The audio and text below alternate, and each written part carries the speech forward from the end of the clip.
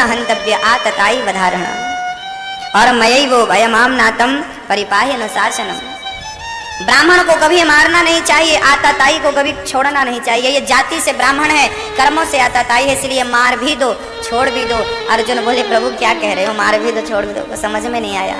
तब भगवान कहते हैं आप जानो।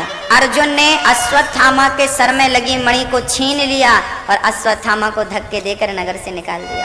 अपनों से बड़ों का अपमान ही उन्हें मार देने के समान होता है, मृत्यु दंड के समान होता है। अपने से बड़ों का अपमान कभी नहीं करना चाहिए। अश्वत्थामा को घर से निकाल दिया, छीन के उसके सर की मणि, उसके हृदय में प्रतिशोध की ऐसी ज्वाला जली कि उसने उत्तरा के गर्भ को नष्ट करना चाहा। उत्तरा के गर्भ को नष्ट करना चाहा। उत्तरा दौड़ी दौड़ी कृष्ण के चरणों में आकर कहने लगे पाहे पाहे महायोगिन देव देव जगतपते नान्यं त्वद्भयं पश्ये यत्र मृत्युः परस्परम् पाहि पाहि महायोगिन।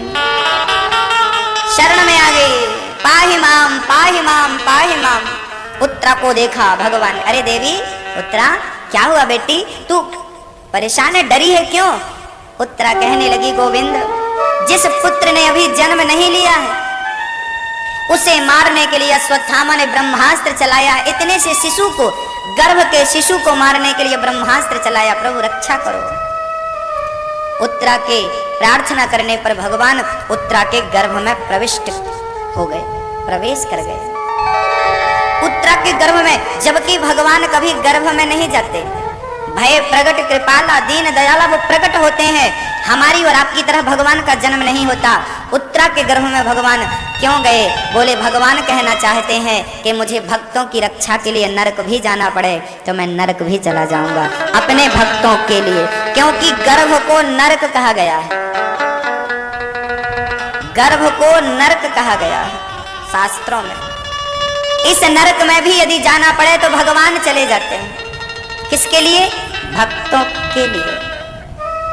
इतना प्रेम करते हैं भगवान अपने भक्तों से, इतना प्रेम।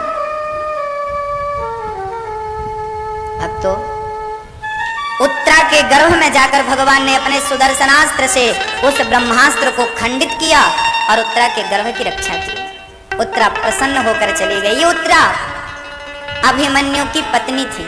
चक्रव्यूह में अभिमन्यु मारे गए थे। पत्नी कि गर्भ को नष्ट करने के लिए ब्रह्मास्त्र आया, भगवान ने रक्षा की। जो भगवान की शरण में होता है भगवान स्वयं उसकी पल पल में पग पग में रक्षा करते हैं। अच्छा एक बात बताइए, आपकी गाय आपके खूंटे से बंधी है तो उस गाय को पानी देना, चारा देना, घास भूसा आदि आदि देना किसकी जिम्मेदारी है? आपके खूंटे से बंधी है तो जिम्मेदारी किसकी है? आपकी है। गाय आपके खूंटे से बंधी है तो आपको उस गाय की चिंता होती है, शाम होगी मेरी गाय प्यासी होगी, मेरी गाय भूखी होगी। लोग अपना काम धाम छोड़ करके और गाय की सेवा करने के लिए निकल जाते, क्योंकि पता है कि मैं पानी नहीं दूंगा तो वो प्यासी रहेगी, भोजन नहीं दूंगा भूखी रहेगी। जैसे गाय मालिक के खूंटे से बंधी है, मालिक खाने को दे तो ठीक है, ना दे तो ठीक है, और मालिक उसे देता है खाने को, भूसा देता है, चारा देता है, पानी देता है। ऐसे ही जिस दिन हम भगवान के खूंटे से बंध गए उस दिन हमारी रक्षा करना, पालन पोषण करना उसकी जिम्मेदारी है। हम गाय बन करके उसके खूंटे से एक बार बंध कर देखें तो सही, हम उसके हो नहीं पाते, वो हमारी रक्षा कर नहीं पाता। एक नदी में बहुत सारे दीपक बह रहे थे। माँ यशोदा गई थी यमुना जी में दीप दान करने के लिए, तो जितने दीपक का दान हुआ वो दीपक बहकर जा रहे थे। हजारों ब्रजवासियों ने दीप दान किए, मतलब लाखों दीपक, पूरी यमुना बड़ी सुंदर दिख रही थी। तब भगवान कृष्ण जी यमुना के किनारे बैठ करके और दीपकों को पकड़ पकड़ के निकालने लगे। माँ यशोदा बोली लाला क्या कर रहा है? माँ ये जितने दीपक बह रहे हैं ना मैं निकाल रहा हूँ। अरे लाला नदी में लाखों दीपक है, तू किस किस को निकालेगा? कन्हैया बोले जो मेरे पास से गुजरता जाएगा मैं उसको निकालता जाऊंगा। ये संसार ही एक नदिया है और इस नदिया में हम सब उस दीपक की तरह हैं तो बहुत सारे, लेकिन जो भगवान के पास से गुजरता है भगवान उसे पकड़ करके रापाधापी से बचा लेते हैं, इस संसार सागर से निकाल कर पार कर देते हैं। भगवान के चरणों में रहना उचित है, उनके चरण में रहो, उनकी शरण में रहो, उनके पास होकर के गुजरो। प्रार्थना करो भगवान से, मैं तेरा हूं, तू मेरा है, तेरे सिवा मेरा कोई नहीं। ये भाव बनाओ, मेरे तो गिरधर गोपाल दूसरो न कोई। निर्बल के बलराम सुनेरी मैंने, निर्बल के बलराम, जिसका बल है, जिसके पास जमाने का बल है उसके भगवान नहीं है। जो निर्बल है, जिसका कोई नहीं है, उसको भगवान अपना बना लेते हैं। कुंती बुआ आज भगवान के पास आकर खड़ी हो गई और कुंती बुआ भगवान से कुछ कहती हैं। उसके पूर्व मैं आपको बड़ी अद्भुत चर्चा सुनाऊंगा, कुंती माँ भगवान से क्या कहती हैं और गजब प्रार्थना की है कुंती बुआ। आज भगवान से मांगा है, वो मांगा कि भगवान ने भी हाथ खड़े कर दिए, मैं नहीं दे सकता। क्या मांगा है? उसके पूर्व जैसा कि मैंने आपको कल जानकारी दी थी कि अपनी संस्था है श्री गौ गौरी गोपाल सेवा संस्था, जिसके द्वारा साल में करीब 100 बेटियों का विवाह होता है। और सबसे बढ़िया बात यह है कि अभी श्रीधाम वृंदावन में एक मंदिर का निर्माण होने जा रहा है, जिसमें वृद्धों की सेवा होगी और विद्यार्थियों को विद्याध्ययन कराया जाएगा, वेदों का पुराणों का बोध कराया जाएगा, ज्ञान कराया जाएगा।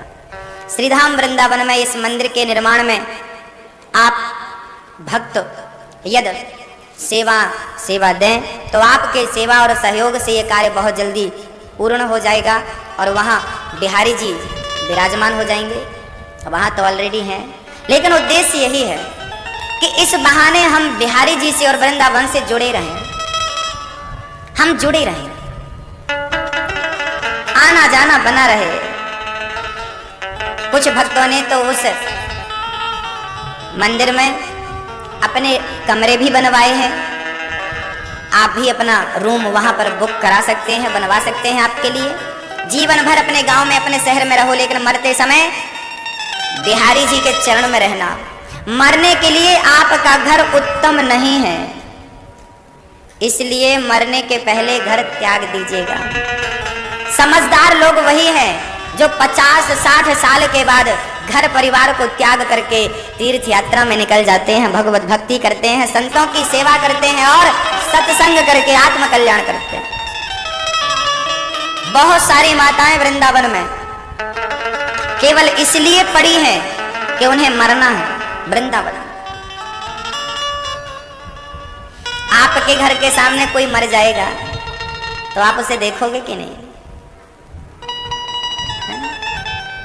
और यहाँ कोई आदमी जाकर के कहीं और मरे तो आप जाओगे उसे देखने? नहीं, कोई जाता है नहीं जाता, लेकिन द्वारे में मरेगा तो जरूर देखेगा। ऐसे बिहारी जी से प्रार्थना है, आप बहुत व्यस्त रहते हो बिहारी जी, भक्तों के बीच में रहकर हम आपके द्वारे में मरेंगे तो आपकी दृष्टि पड़ जाएगी, और पड़ जाएगी तो आप भवसागर से पार लगा दोगे। अपने चरणों की प्रीति दे देना, बस यही प्रार्थना, प्रेम दे देना बस। तो इस वृंदावन में जो मंदिर का निर्माण हो रहा है, कुछ भक्तों ने अपना सेवा सहयोग पहुंचाया है। आप में से जिनको भी सेवा करनी है, आप एक ईंट की भी सेवा कर सकते हैं। लोहा है, सीमेंट है, पत्थर है, जिसके लायक आप हैं सेवा कर सकते हैं। आपकी सेवा वृद्धों के काम आएगी। आज वृद्धों को, माता पिता को बच्चे सेवा नहीं करते। आजकल के बच्चे अपने माता पिता का तिरस्कार करते हैं, सेवा नहीं करते।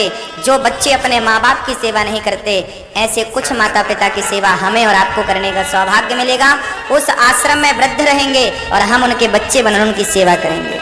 तो जो बच्चे माँ बाप की सेवा नहीं कर पाते, ऐसों की सेवा हम करें, यदि योग्य हैं तो करें। क्योंकि यहाँ सेवा करने ही आए हैं हम, धन का संग्रह करने नहीं आए, है ना। इसलिए आपका धन धर्म में लगाइए, अच्छे कार्य में लगाइए। कुछ भक्तों ने शुद्ध किया है अपने धन को दान देकर। आइए ऐसे महान भक्तों के नाम सुनते हैं, तुरंत कुंती माँ के प्रसंग में चलते हैं।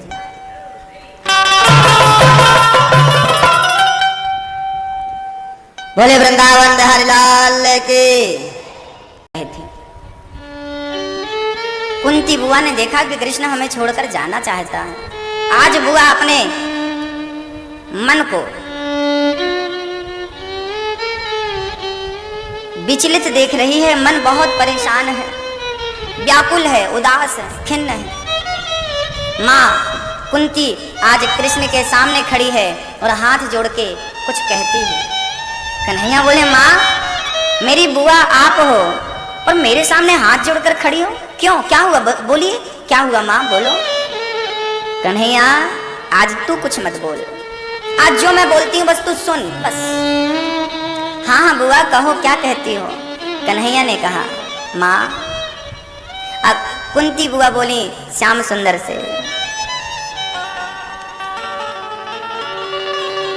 कृष्णाय वासुदेवाय देवकी नंदनाय च नंद गोप कुमाराय गोविंदाय नमो नमः। नमः पंकजनाभाय नमः पंकजमालिने नमः पंकजनेत्राय नमस्ते पंकजांघ्रे। गोविंद। कन्हैया बोले, माँ ये लंबी चौड़ी प्रार्थना कर रही है, क्या हुआ बोल। माँ बोली, लाला तू मुस्कुराना मत, क्योंकि तू मुस्कुराएगा मैं सब भूल जाऊंगी। आज तू मुस्कुराना मत, क्योंकि कन्हैया की मुस्कान में ही माया है, जादू है। कन्हैया से कहती है, कुंती बुआ तू परमात्मा है, देवकी का पुत्र है, वसुदेव का पुत्र है, और तू देवकी का पुत्र है कि वसुदेव का पुत्र है, ये तो तेरी लीला है। तू तो परमात्मा पर ब्रह्म है प्रभु, तू सृष्टि का पालनहार है। हे प्रभु आपके चरणों को मैं नमस्कार करती हूँ जो कमल की तरह है, और आपके ये सुंदर सुंदर जो नेत्र है ना, नमः पंकज नेत्राय, आपके जो नेत्र हैं कमल की तरह सुंदर है, सुकोमल है। आप दिव्य हो प्रभु, आपके दर्शन मात्र से मनुष्य की सारी पीड़ा गायब हो जाती है। मुझे कोई तकलीफ नहीं है, कोई दुख नहीं है, फिर भी मैं आज आपसे कुछ मांगना चाहती हूँ। हाँ हाँ बुआ कहो, क्या मांगना चाहती हो। तब कुंती बुआ ने कहा, श्याम सुंदर सुना है तू करुणा का सागर है, सुना है तू भक्त वत्सल है, सुना है तू जो मांगो देता है, क्या मुझे देगा। हाँ हाँ बुआ आप मांगो तो सही। कुंती बोली, श्याम सुंदर कुछ मत दे, बस एक चीज। क्या। कुंती बुआ बोली, विपदाः सन्तु नः शाश्वत तत्र तत्र जगत गुरु, मुझे विपत्तियों का भंडार दे दो, मुझे विपत्ति दे दो श्याम सुंदर। कन्हैया, अरे माँ क्या मांग रही हो। लोग हमसे सुख शांति समृद्धि चाहते हैं, स्वर्ग चाहते हैं, वैकुंठ चाहते हैं, और आप हमसे दुख मांग रही हो। कन्हैया से कहने लगी कुंती बुआ, मुझे वैकुंठ नहीं चाहिए, मुझे स्वर्ग नहीं चाहिए, मुझे सुख नहीं चाहिए, मुझे दुख चाहिए। क्यों माँ। कहती है कुंती बुआ, यदि वैकुंठ में तू भेज देगा तो वैकुंठ से तो तू उतर के यहाँ आता है लीला करने के लिए, तू वैकुंठ में कहाँ मिलने वाला है। तू स्वर्ग में भेज देगा तो स्वर्ग की संपत्ति तो मिलेगी पर तू नहीं मिलेगा, सुख दे देगा तो सुख मिलेगा पर तू नहीं मिलेगा, जबकि दुख देगा तो दुख यदि मुझे देगा तो जब जब दुख आएगा मेरे जीवन में उस दुख से निकालने के लिए तू जरूर आएगा, और इस बहाने मैं तेरा दर्शन करती रहूंगी। मैं दुख के साथ रह सकती हूँ लेकिन तेरे बिना नहीं रह सकती। विपदाः सन्तु नः शाश्वत तत्र तत्र जगत गुरु भवतो दर्शनम यत् स्यात् अपुनर्भव दर्शनम। मुझे विपत्ति चाहिए श्याम सुंदर कन्हैया बोले माँ जब से होश संभाला है आपने सेवा विपत्ति के क्या देखा है, क्या पाया है? आपने संपत्ति, आपने सुख कभी देखा है? अरे जब कुंवारी थी आप, आपके जीवन में संकट आया, शादी के तुरंत बाद आपके पति पांडु की मृत्यु हो गई, आपको पति के बिना बच्चों का पालन पोषण करना पड़ा, कौरवों ने सत्ता हासिल कर ली, आपको 14-12 वर्ष के लिए वनवास, 1 वर्ष के लिए अज्ञातवास के लिए भेज दिया। माँ कितना कष्ट उठाया आपने, फिर भी आप मेरे से दुख मांगती हो। कुंती बुआ मुस्कुराते हुए बोली कन्हैया सच बताना, जब जब मेरे जीवन में विपत्ति आई है तो तू भी आया है कि नहीं? लाक्षागृह में बंद करके कौरवों ने आग लगा दी थी। लाक्षागृह में लाख, जो आप लाख पहनती हो ना मेरी माँ, उसका एक महल बनाया था कौरवों ने माया से, और पांडवों को बंद करके उसमें आग लगा दी थी। उससे बचाने के लिए भगवान आए थे। श्याम सुंदर भरी सभा में मेरी बहू की लाज लूटनी चाहिए, कौरवों ने, दुशासन ने, आपने बचाया।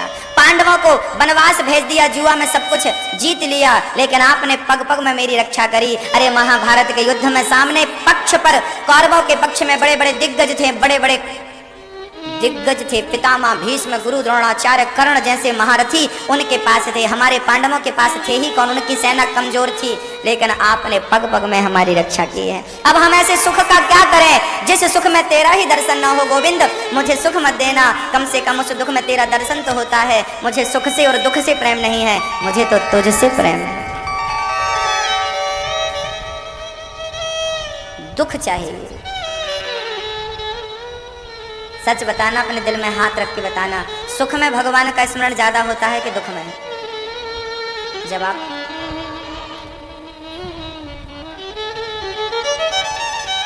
दुख में सुमिरन सब करें, सुख में करे न कोई, जो सुख में सुमिरन करें सो दुख काहे को हो। हमें सुख नहीं चाहिए, हमें दुख चाहिए, तेरी याद बनी रहे बस प्रभु गोविंद। जब भी मैं पुकारूं तुझे पुकारूं, आंख खोलूं तो तू नजर आए, आंख बंद करूं तो तू नजर आए। तू मुझे सुख में रख, दुख में रख, कोई फर्क नहीं पड़ता, बस अपने चरणों में रखना। बस आपसे भगवान कभी कहें कि मेरे से कुछ मांगो, क्या मांगोगी आप मैया जी? सुख मांगोगी? लोगों से ना भगवान, सच कहता हूं, लोगों को भगवान से मांगना भी नहीं आता। कभी भगवान के मंदिर जाओ तो भगवान से कोई वस्तु मत मांगो, भगवान से किसी वस्तु की कामना नहीं करना चाहिए, बल्कि भगवान से कहना चाहिए कि प्रभु मुझे बहुत क्रोध आता है, ऐसी कृपा करो कि मेरा क्रोध खत्म हो जाए। मैं बहुत अभिमानी हूँ, ऐसी कृपा करना मेरा अभिमान खत्म हो जाए। मैं बहुत कामी हूँ, क्रोधी हूँ, मेरा काम खत्म हो जाए। हे प्रभु मेरे अंदर की अंतःकरण की वासनाएं खत्म हो जाए। इतनी प्रार्थना है कि सारी वासनाएं खत्म हो जाए और आप मेरे भीतर आकर के बैठ जाओ। यही प्रार्थना है, यही वरदान चाहिए, यही निवेदन है। मेरी पूजा, मेरी भक्ति से यदि आप थोड़ी भी प्रसन्न है तो बदले में मुझे अपने चरणों का प्रेम दे देना। मैं आपके श्री चरणों का नित्य चिंतन करता रहूं, स्मरण करता रहूं, और जिस दिन मेरी मृत्यु हो उस दिन भी मैं आपका चिंतन करता करता, मुस्कुराता हुआ, चिंतन करता हुआ, प्राणों कमल, चरण कमलों का, मुखमंडल का चिंतन करते हुए, अपने राम का, अपने श्याम का नाम जपते हुए और प्राण निकलें। इससे बड़ी संपत्ति और कुछ हो नहीं सकती। यही है दुनिया की सबसे बड़ी अमीरी, है ना? ये अमीरी है। कुंती बुआ बोली हमें तो सुख नहीं दुख। और भगवान के भक्त से पूछा गया, एक आम व्यक्ति से तुझे क्या चाहिए? हमसे पूछा गया भगवान तुझे क्या चाहिए? हमने तो कह दिया हमें तो सुख भी हमें प्यारे हैं, दुख भी। नाम का आश्रय ले लिया, चला गया। भरोसा है तो आप सुखी हैं भक्तों। कुंती बुआ ने भगवान से मांगा दुख। भगवान ने कहा बुआ मैं सब दे सकता हूँ, दुख नहीं दे सकता। एक काम कर मुझे ले ले। अपने आप को ही भगवान ने दे दिया। कुंती माँ गदगद हो गई। भगवान कहते हैं बुआ मैं आपका तो हूँ, पर मुझे द्वारिका जाना है। बुआ ने भगवान को रोका। तब पितामह भीष्म की याद आ गई और भगवान पितामह भीष्म के पास गए। 52 दिन से बाणों की सैया पर श्री भीष्म पितामह जी लेटे थे। पितामह जैसे दिग्गज बाणों की सैया पर लेटे। कोई तो अपराध किया होगा ना पितामह ने, जिसके कारण उन्हें बाणों की सैया मिली। क्योंकि महाभारत के युद्ध में किसी को इतनी तकलीफ नहीं हुई जितनी तकलीफ भीष्म पितामह को हुई। सबको तुरंत मार दिया गया था महाभारत में, लेकिन तड़प तड़प के पितामह भीष्म 52 दिन से बाणों की सैया पर लेटे हैं। कोई तो कारण होगा। 2 कारण थे। पितामह भीष्म सबसे बलवान थे, सबसे बलवान। उनके सामने ना तो अर्जुन टिकने वाला था, ना तो गुरु द्रोणाचार्य से भी श्रेष्ठ थे श्री भीष्म पितामह। जबकि गुरु द्रोणाचार्य के बाद में किसका नाम लूं? महाभारत में गुरु द्रोणाचार्य से श्रेष्ठ कोई था मुझे नहीं पता। उनसे श्रेष्ठ यदि थे तो पितामह भीष्म थे, गंगा पुत्र शांतनु नंदन। पितामह भीष्म उस सभा में बैठे थे जहां द्रौपदी की साड़ी खिंच रही थी। अपने नेत्रों से द्रौपदी के चीर को खींचते हुए पितामह ने देखा। यही अपराध हुआ पितामह से और इसकी सजा उन्हें मिली कि कोई ऐरा गैरा गलती करे तो थोड़ी सी सजा मिले, पर समझदार व्यक्ति, सामर्थ्यवान व्यक्ति गलती करे तो सजा ज्यादा मिलती है। पितामह को उन्हीं के गुनाहों की सजा उन्हें प्राप्त हुई। पितामह से एक अपराध बन गया था। जिस सभा में उन्हें बोलना चाहिए था, उन्हें बोल के द्रौपदी की रक्षा करनी चाहिए थी, वहां वो चुपचाप बैठे रहे। मौन धारण करना भी पाप है। जहां जरूरत है वहां बोलिए और जहां जरूरत नहीं है वहां कदापि मत बोलिए। वहां बोलेंगे तो पाप लगेगा। मैं 2 लोगों के नाम बताता हूं।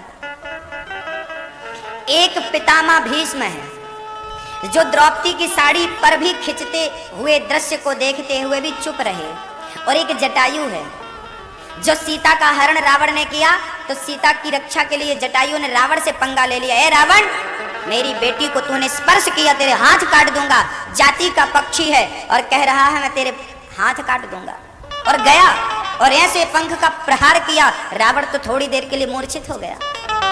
एक है जो स्त्री की रक्षा के लिए अपने प्राणों का बलिदान देता है, और दूसरे हैं जो सामर्थ्यता होते हुए भी चुपचाप देख रहे हैं। जब पितामह जैसे लोग चुपचाप बैठते हैं और गांधारी जैसी स्त्रियां आंखों में पट्टियां बांध लिया करती हैं, तब द्रौपदी जैसी बेटियों के साथ गलत हुआ करता है।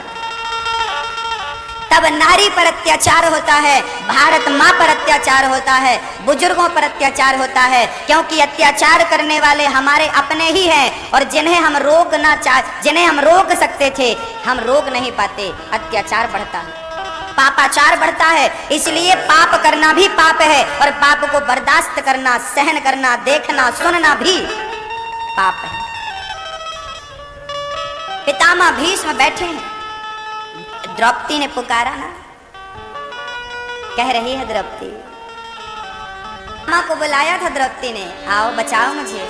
पितामह एक बार आवाज लगा देते ना तो दुशासन की हिम्मत नहीं थी कि केस पकड़ के आगे ले जाता। पितामह चुपचाप बैठे थे साहब, पर द्रौपदी ने हिम्मत नहीं हारी। जब कोई नहीं आया, उठाया दोनों हाथ। एक सज्जन ने हमसे पूछा, महाराज जी, पहले द्रौपदी की लाज लुटती थी तो भगवान कृष्ण आते थे उसका चीर बढ़ाने के लिए। आज बहुत सारी बहन बेटियों की लाज लुटती है, बलात्कार होता है, क्यों नहीं आते तुम्हारे कृष्ण, क्यों नहीं आते भगवान? हमने कहा मेरे भाई, कृष्ण को दोष मत दो। द्रौपदी ने बुलाया था जिस भाव से, यदि आज की द्रौपदी भी उसी भाव से बुलाएगी तो आज भी भगवान आएगा। बुलाने वाले में हिम्मत नहीं है, आने वाले में तो हिम्मत है। जिस भाव से द्रौपदी ने बुलाया कृष्ण को, क्या उस भाव से आज की मेरी बहन बुलाती है? और बुलाएगी तो आएगा, क्यों नहीं आएगा? बुलाया द्रौपदी ने, कह दिया ना, हे कन्हैया,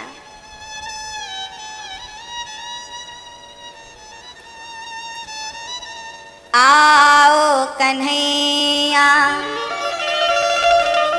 आओ मुरारी, तुमको पुकारे ये बहना तुम्हारी।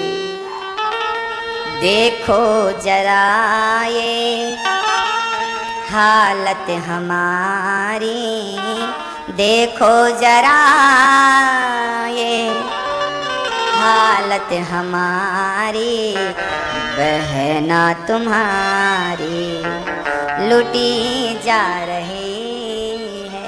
आए भगवान द्रौपदी की साड़ी बढ़ाते हैं और रक्षा करते हैं। दुशासन साड़ी को निकालता गया, ढेर लग गया साड़ी का। दुशासन बोला साड़ी बीच नारी है कि नारी बीच साड़ी है कि साड़ी है कि नारी है कि नारी ही की साड़ी है। द्रौपदी ने कहा मूर्ख, ना साड़ी बीच नारी है, ना नारी बीच साड़ी है, ना साड़ी ही की नारी है, ना नारी ही की साड़ी है। ये तो वृंदावन बिहारी है जो चीर बनकर खिंचा जा रहा है, खिंचा जा रहा है, खिंचा जा रहा है। वो राम कभी अपने भाई के लिए खड़ाऊ का अवतार धारण करते हैं तो कभी द्रौपदी बहन के लिए वस्त्र का अवतार धारण कर लेते हैं। वस्त्रावतार भगवान ने धारण किया, वस्त्र का अवतार धारण किया। किसी ने कहा भगवान आपके पास इतनी साड़ी आई कहां से, आपकी कोई दुकान तो है नहीं। तब भगवान ने कहा मेरा भक्तों से लेना देना चलता रहता है। द्रौपदी का गोपियों का चीर चुराता हूँ और द्रौपदी का चीर बढ़ा देता हूँ। जहां से जरूरत पड़ती है ले लेता हूँ, जहां जरूरत पड़ती है दे देता हूँ। भक्तों से लेना देना चलता रहता। द्रौपदी की लाज भगवान ने बचाई। पितामह चरणों में गिरते हुए भगवान की स्तुति करने लगे। इति मति रूप कल्पिता वितृष्णा भगवत सात्वत पुंगवे विभूमि, स्वासुखमुपगते क्वचित् विहर्तुं प्रकृतिमुपेयुषि यद्भव प्रवाहः। प्रार्थना करने लगे, हे प्रभु इति मति रूपी कल्पिता वितृष्णा, मेरी जो इच्छाएं हैं खत्म हो चुकी हैं। मेरा मन निष्कपट हो चुका है, निष्काम हो चुका है। आप मेरे मन को अपने चरणों में लगाएं और मेरी बुद्धि से विवाह कर लें, मेरी मति से विवाह कर लें। श्री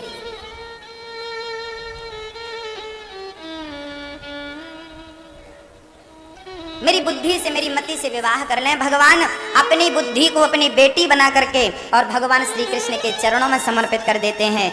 जब तक अपनी बुद्धि को जब तक भगवान के चरणों में समर्पित नहीं करोगे तब तक बुद्धि का और मन का कल्याण होने वाला नहीं। इसलिए अपनी बुद्धि भगवान के चरणों में लगाओ। जब भी सोचो भगवान के बारे में सोचो और कुछ मत सोचो, यही बुद्धि की सफलता है। भक्तों, सूर्य उत्तरायण हुए हैं। पितामह भीष्म परम धाम को प्रस्थान किए। भगवान कुंती बुआ से आज्ञा लेकर के और द्वारिका जाते हैं, जहां भगवान का यथाउचित स्वागत संपन्न हुआ है, स्वागत हुआ है। जय जयकार का घोष हुआ है। श्री द्वारिका में कृष्ण पधारे हैं, कृष्ण पधारे हैं। तभी परीक्षित का जन्म हुआ है उत्तरा के गर्भ से। और परीक्षित को ब्राह्मणों ने बड़े प्रेम से स्वस्ति पाठ करते हुए नामकरण किया है। भगवान देखने के लिए आशीर्वाद देने के लिए परीक्षित को आशीर्वाद दिए हैं। फिर द्वारिका गए हैं।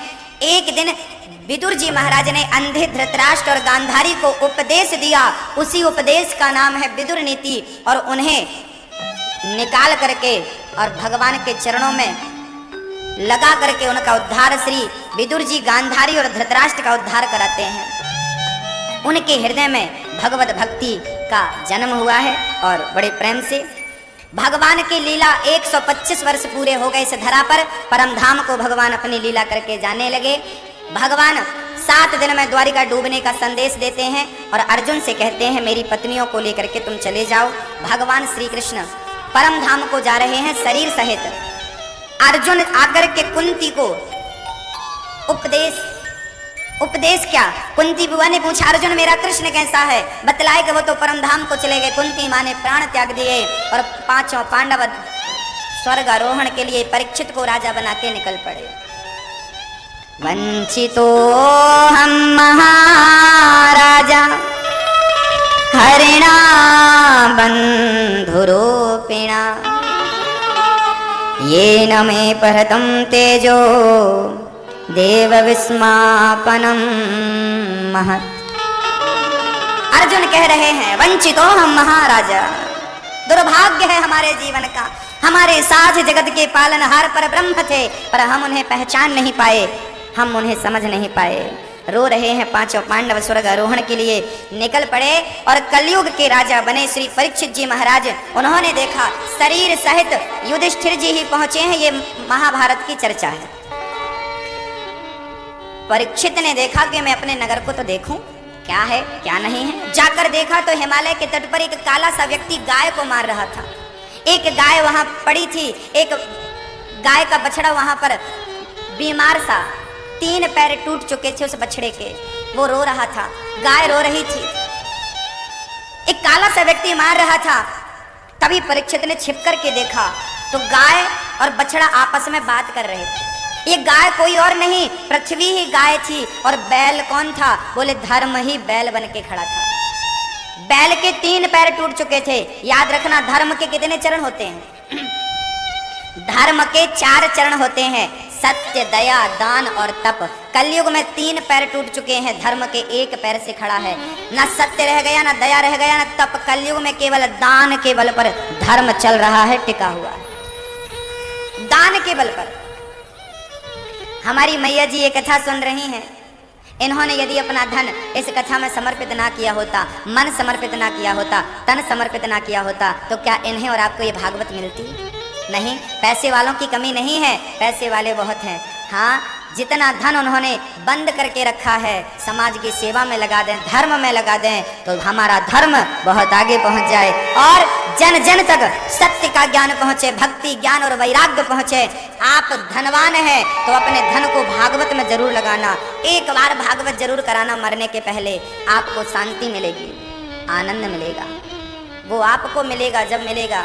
लेकिन मैं कह सकता हूं कि वो अनुभव, वो आनंद आपको ही मिल सकता है, दूसरे को आप चाहो बताना तो बतला नहीं सकते। गाय बैल से कह रही है आप क्यों परेशान है, बैल गाय से कह रहा है आप क्यों परेशान है। काला सा व्यक्ति मारे जा रहा है, परीक्षित आ गए, मूर्ख मेरी गाय को क्यों मार रहा है, कौन है तू, पता बता। मैं वो काला सा व्यक्ति परीक्षित के चरणों में गिर पड़ा, महाराज मेरा नाम कलयुग है, चल हट यहाँ से, सामने मत आना, नजर में आना मत, दिखाई मत पड़ना, चल यहाँ से। कलयुग बोला महाराज जहाँ जाता हूँ आपका राज्य पाता हूँ, मुझे आपके चरणों में जगह दे दो। कलयुग को राजा परीक्षित ने कहा मैं तुझे देखना पसंद नहीं करता, भाग यहाँ से। कलयुग बोला महाराज मैं बहुत बुरा हूँ पर मुझ में एक अच्छाई है। क्या अच्छाई है? कलयुग केवल नाम आधारा। कलयुग बोलता है सतयुग त्रेता द्वापर आपको जल्दी मुक्त नहीं करते, लेकिन कलयुग कहता है कि कोई भगवान का नाम यदि लेता हो तो मैं उसे स्पर्श भी नहीं करता और मैं उसे मुक्त करा देता हूँ। जो भगवान का स्मरण करता है उसकी जिम्मेदारी स्वयं कलयुग लेता है कि मैं इसे छूऊंगा भी नहीं। ये राम नाम का प्रभाव है, कृष्ण नाम का प्रभाव है। कलयुग केवल नाम आधारा। कृते अध्यायते विष्णुम त्रेतायाम यजतो मखै द्वापरे परिचर्यायाम कलौ केशव कीर्तनात्। कलयुग में केवल कीर्तन पर्याप्त है, पर्याप्त। स्वस्थ रहने के लिए 2 रोटी पर्याप्त। बोलिए बोलिए मेरी माँ, कितनी रोटी पर्याप्त? सिर्फ 2।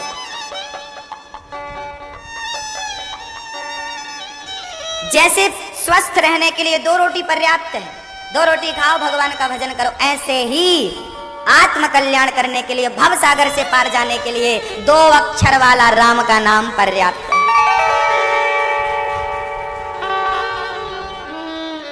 कलयुग ने प्रार्थना करी मुझे जगह दो, तब परीक्षित ने कलयुग को रहने के 4 कमरे बनवाए। कौन कौन से कमरे? द्यूतम पानम स्त्रियः सूना यत्रा धर्मश्चतुर्विधा। द्यूतम बोले तो जुआ, जहां जुआ होता है वहां कलयुग होता है। जुआ मत खेलिएगा। एक दादाजी जुआ खेल रहे थे, हमने कहा दादाजी बुढ़ापे में भजन करो, क्या खेल रहे हो? अरे महाराज जी टाइम पास है, कोई जुआ थोड़ी खेल रहे हैं। हमने कहा लो बाल पक गए, बुढ़ापा आ गया, अभी भी तुम टाइम पास में ही लगे हो। अब टाइम को आप क्या पास करोगे? टाइम तो आपको ही पास करने वाला है। अब तो राम नाम जपो, क्योंकि टाइम को आप क्या पास करोगे? टाइम आपको बोलेगा चलो आगे बढ़ो। जुआ खेलकर समय बर्बाद मत करें, मेरा निवेदन है। जुआ खेला था कौरवों ने, सर्वनाश हुआ कि नहीं? शकुनी मामा ने भरी सभा में पांसे फेंके थे भांजे, क्या हुआ? एक भी जिंदा बचा हो बताओ? मामा के चक्कर में सारे मारे गए, एक भी नहीं बचा। इसलिए तो गांधारी ने श्राप दे दिया, तू चाहता कृष्ण तो मेरे बच्चों को बचा लेता, पर तू नहीं चाहा। देखो, व्यक्ति अपनी गलती दूसरों पर डालता है। भगवान तो शांति दूत बन के आए थे समझाने के लिए, पर आपके ही पुत्र नहीं समझे थे, अभिमान में डूब रहे थे, और आप भी आंखों में पट्टी बांध करके घूम रही थी। आप भगवान को कह रही हो कि आप बचा लेते तो बच जाते। लो, श्राप दे दिया, जैसे मेरे बच्चे मरे आपके भी मरेंगे। लो, गांधारी माँ भी गजब है। आपको पता है गांधारी माँ ने एक बार अपनी आंखों से पट्टी हटाई थी, अपने पुत्र को वज्र बनाने के लिए, दुर्योधन को देखने के लिए बोला था, तू निर्वस्त्र होके आना कल। दुर्योधन चला निर्वस्त्र होकर। भगवान बोले तुझे बिल्कुल शर्म नहीं, बेंच खाई पूरी? अरे माँ के सामने जा रहा है, कपड़े कुछ तो पहन।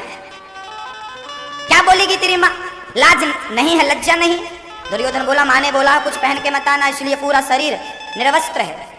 भगवान बोले अरे माँ ने वस्त्र पहनने को मना किया है। अरे पत्ते वत्ते तो ढक ले, टॉवेल वगैरह तो लपेट। तो पत्ते की टॉवेल बनाई और पत्ते की टॉवेल बना करके केला का पत्ता लपेट लिया। माँ के पास पहुंचा, माँ आ गया। माँ बोली कपड़े तो नहीं है तेरे शरीर में, क्योंकि माँ पतिव्रता थी गांधारी, और उसने एक बार आंख खोल के जिसे देख लिया, माँ जिसे देख ली, पूरी दृष्टि जिस पर डाल दी, वो वज्र का बन जाता, और उसे भगवान भी नहीं मार सकते थे। गांधारी को लगा 99 मर गए तो मर गए, कम से कम एक तो बचे, इसलिए आंखों की पट्टी हटाई अपने पुत्र के लिए। लेकिन भगवान पत्ते लपेट कर गया। माँ ने बोला वस्त्र तो नहीं पहना? माँ मैंने कुछ नहीं पहना, वस्त्र तो है ही नहीं। अब वो बेचारा ये बताना भूल गया कि वलकल पहने पत्ते। माँ ने आंख खोली, ऊपर से नीचे तक देखा, उसके जिस जिस अंग को माँ ने देखा वज्र का बन गया, लेकिन पत्तों से जो अंग ढका था देख नहीं पाई, वो कमजोर रह गया। इसलिए गदा का प्रहार भीम भैया ने जंघा पर किया है, और जंघा पर इसलिए भी किया है क्योंकि वही दुर्योधन था जिस दुर्योधन ने भरी सभा में द्रौपदी से कहा था आजा मेरी जंघा में बैठ जा, 5 पति हैं तो क्या हुआ, छठा मैं बन जाऊंगा। ये बात तो कर्ण ने कही थी कि छठवा मुझे बना, लेकिन ये बात दुर्योधन ने कही थी कि मेरी जंघा पर बैठ। जहां जंघा पर बिठाना चाहा पर नारी को, उसी जंघा को कमजोर कर दिया भगवान ने, और उसी के कारण उसकी मृत्यु हुई। दुर्योधन मारा गया। भक्तों, कलयुग का पहला ठिकाना जुआ है। जुआ खेला कौरवों ने, सर्वनाश हुआ। आप और आपके बच्चों को जुआ से बहुत बचाइएगा। दूसरा स्थान है शराब, द्यूतम पानम। जहाँ शराब है वहाँ कलयुग है? इसलिए शराब मत पियो। एक सज्जन बोले महाराज जी आप भी पियो। हमने कहा हम पिएंगे तो क्या होगा? बोले 12 घंटे ऐसी चढ़ेगी, उतारी नहीं उतरेगी। हमने कहा 12 घंटे बाद फिर क्या करेंगे? बोले दूसरा पैक चढ़ा लेना। हमने कहा फिर क्या होगा? बोले फिर उतर जाएगी तो फिर तीसरा चढ़ा लेना। हमने कहा यार तेरी वाली बार बार उतरती है, बार बार चढ़ाना पड़ता है, हमारे पास ऐसी है एक बार चढ़ा लो, उतरती नहीं है। बोले कौन सी वाली? हमने कहा बहुत महंगी है, तू ले सके तो ले ले। बोले बता दुकान बता, हम ले आएंगे। हमने कहा जाना गीता भवन के प्रांगण में 7 दिन के लिए बूटी दी जा रही है। अरे तुझे ऐसी चढ़ेगी कि 7 जन्म उतारी नहीं उतरेगी। जाम पर जाम पीने से क्या फायदा, रात बीती उतर जाएगी। हरिनाम का जाम पी ले बंदे, तेरी जिंदगी सुधर जाएगी। पीना है तो राम नाम। सोना जहाँ मेहनत का धन हो वहाँ कृष्ण, जहाँ पाप का धन हो वहाँ कलयुग। राजा परीक्षित ने सोना दिया तो राजा परीक्षित ने सर पर जो मुकुट पहन रखा था सोने का था, वो जरासंध का था, वहां आकर कलयुग बैठ गया। ऐसा संत कहते हैं। राजा परीक्षित संत का अपमान करते हैं, मरा हुआ सर्प एक समीक जी के संत जी के गले में डालते हैं, चूंकि प्यास लगी थी। कलयुग पाप करा रहा है। और जब सांप डाला और आ गए घर, मुकुट उतारा, कलयुग उतरा। श्रृंगी जी ने श्राप दे दिया, मूर्ख पिता का अपमान करता है, संत का तिरस्कार करता, जा मैं श्राप देता हूँ, आज से 7वें दिन तक्षक नाग तुझे डसेगा, तेरी मृत्यु हो जाएगी। 7 दिन में मरने का श्राप परीक्षित जी को लगा। राजा परीक्षित बिना विचार किए घर से निकल पड़े। हरिद्वार की तरफ चले। किसी ने कहा परीक्षित को जब श्राप लगा तो हरिद्वार ही क्यों गए, वृंदावन भी जा सकते थे, यमुना के किनारे भी जा सकते थे, गंगा के किनारे ही क्यों गए। मानो परीक्षित कहना चाहते हैं कि मोक्ष का काम तो गंगा का है, मुक्ति देने वाली गंगा है, मैं उसके पास जाऊंगा, यदि मेरी मुक्ति उसके बस में होगी तो वो मुझे मुक्त करेगी, नहीं तो बड़े डॉक्टर का स्वयं मुझे इलाज बताएगी, स्वयं व्यवस्था करेगी। स्वयं जैसे आपको कोई बीमारी हो तो पहले आप अपने डॉक्टर को फोन लगाते हैं, और जब वो बीमारी आपके डॉक्टर के बस में नहीं होती तो बड़े डॉक्टर को रेफर कर देता है वो। ऐसे ही परीक्षित ने कहा यदि मेरा रोग गंगा के बस का है तो गंगा इलाज कर देगी, नहीं तो किसी बड़े डॉक्टर के पास भेज देगी। तो सुखदेव जी बड़े डॉक्टर थे, जो बड़े डॉक्टर आए और 7 दिन में मरने वाले व्यक्ति को मुक्ति कैसे मिले, परीक्षित को 7 दिन की कथा सुनाकर, भागवत की कथा सुनाकर परीक्षित को मोक्ष का अधिकारी श्री सुखदेव जी ने बना दिया। सुखदेव जी को नमस्कार किया है, बड़े बड़े साधु संत आए हैं, सुखदेव जी का आगमन हुआ, परीक्षित ने पूजन किया, प्रश्न कर दिया गुरुदेव मरने वाले व्यक्ति को क्या करना चाहिए। 7 दिन में हम सबको ही मरना है, हम सबका ये प्रश्न है।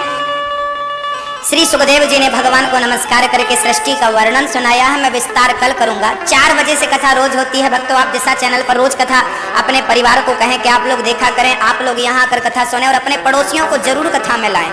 कथा सुनने से ज्यादा कथा सुनाने का पुण्य है, पानी पीने से ज्यादा पानी पिलाने का पुण्य है, भोजन करने से ज्यादा भोजन कराने का पुण्य है, कथा सुनने से ज्यादा कथा सुनवाने का पुण्य है। सबको लाइए, सबको कहिए कथा में चलिए।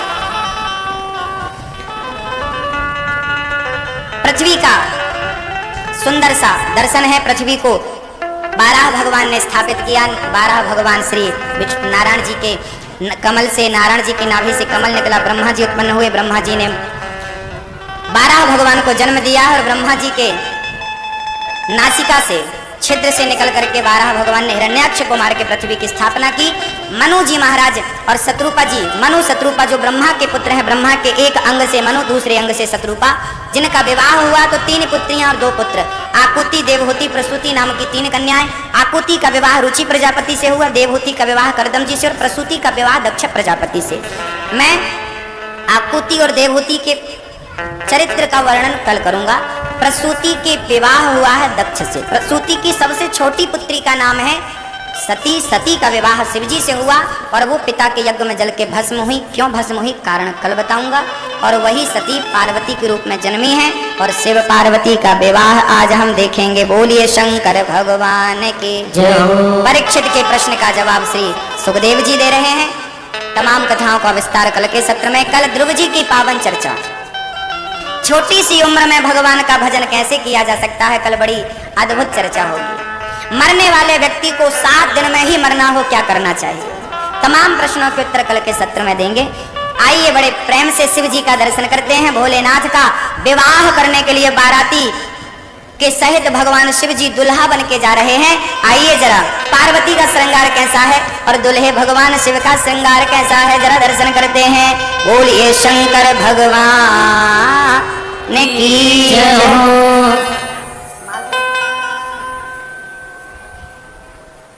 बोलिए शंकर भगवान की जय हो।